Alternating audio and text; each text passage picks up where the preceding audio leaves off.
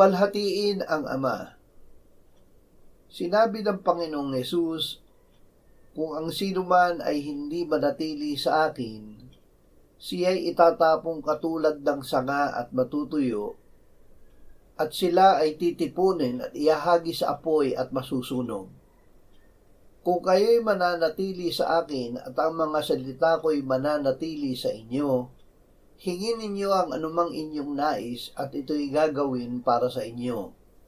Sa pamamagitan nito'y naluluwalhati ang aking Ama na kayo'y magbunga ng marami at maging mga alagad ko. Manatili kay Jesus upang mabuhay. Ang panalangin ng nananatili kay Jesus ay tinutugon ng Ama. Hingi na mamunga ng marami.